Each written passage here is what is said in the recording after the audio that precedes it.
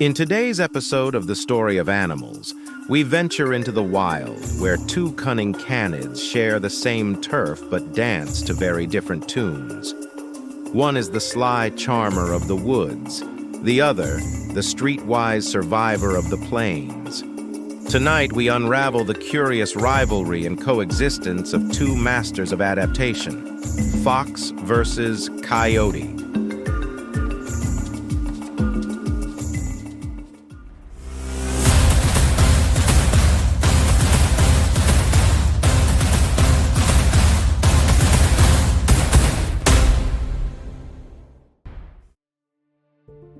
The fox, light-footed, enigmatic, and often romanticized as the trickster of folklore. With its fiery coat and cat-like grace, the fox is an animal that rarely misses a chance to show off its subtle elegance. Meanwhile, the coyote, often cast as the scrappy villain of cartoons, wears its reputation like a badge of honor, resourceful, bold, and impossible to keep down. Together, they form a fascinating chapter in the story of North America's wild predators. But what makes this matchup worth your attention? Let's start with the fox. Foxes, especially the red fox, are solitary hunters and masters of finesse. They can hear a mouse squeak from over 100 feet away, even beneath a blanket of snow. With a graceful pounce, they plunge face first into the drifts to snatch their unsuspecting meal. Their diet? Practically anything. Rodents, birds, berries, even leftover pizza if they happen to wander into a suburb. They are the opportunists of the animal kingdom, but they do it all with an air of mystery, as if every step is part of some secret dance. Coyotes, on the other hand, are less about subtlety and more about sheer persistence. Nicknamed the song dogs of the West, they howl, yip, and yodel their way across the landscape. Unlike foxes, coyotes thrive in packs, or as individuals, depending on what the situation demands. They are the ultimate improvisers. When wolves were driven out of much of North America, coyotes stepped into the spotlight, expanding their range from deserts to cities, even reaching as far as Central America and beyond. Where a fox might slink away from trouble, a coyote will often stare it down, and then call in a few cousins. Now you might wonder, do these two ever cross paths? Oh, absolutely, and it rarely ends well for the fox. In regions where coyotes are abundant, foxes tend to keep their distance. A coyote is larger, stronger, and not above eliminating a smaller competitor.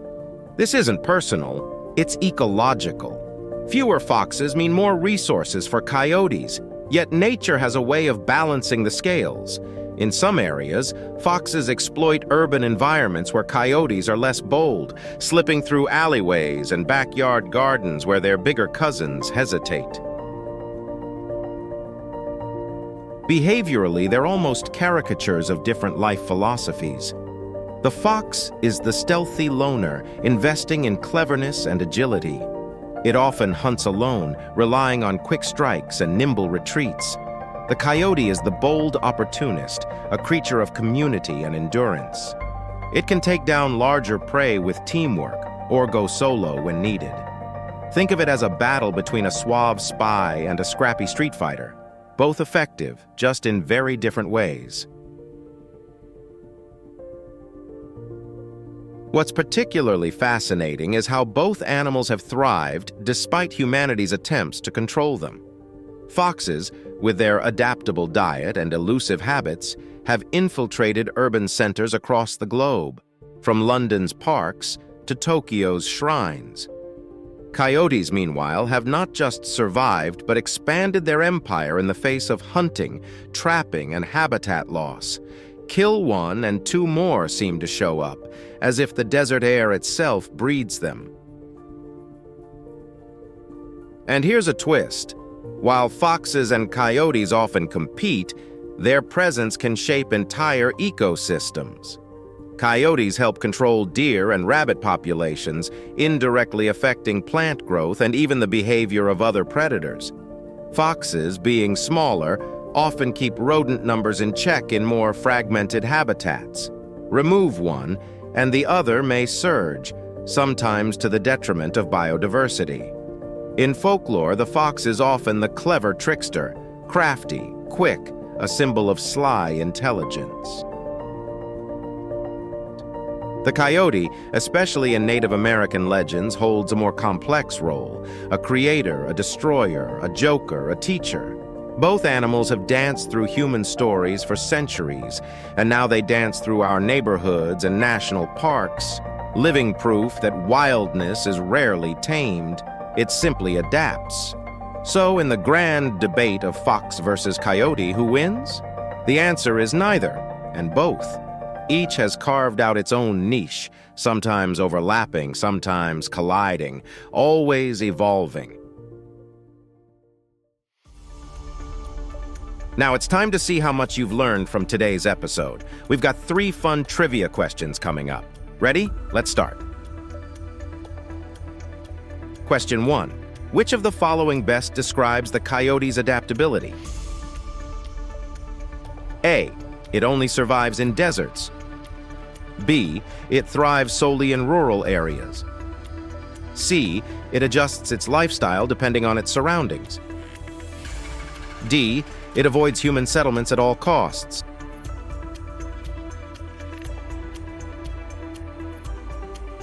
The correct answer is C. It adjusts its lifestyle depending on its surroundings. Coyotes can live solo or in packs, in deserts, forests, and even cities, making them one of the most adaptable carnivores in North America. Let's try another question. Question 2. How does a fox typically hunt small prey in the snow? A. By digging deep tunnels. B. By stalking and charging in groups. C. By plunging face first using its keen hearing to locate prey. D. By waiting for coyotes to finish eating.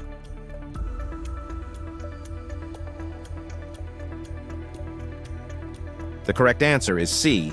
By plunging face first using its keen hearing to locate prey.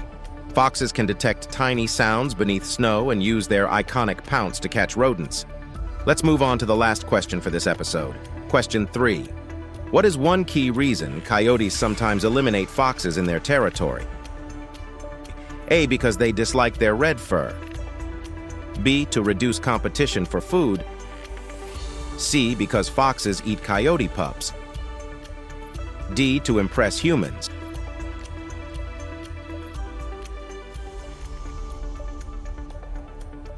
The correct answer is B. To reduce competition for food. Coyotes are larger predators, and in overlapping habitats, they may drive out foxes to secure more resources. Great job if you got all 3 questions correct. If you missed any, don't worry. You've just learned some fascinating facts about how foxes and coyotes compete, coexist, and thrive. Thank you for watching. If you have suggestions for our next video, feel free to share them in the comments below. We'll be sure to give you an acknowledgement for your contribution.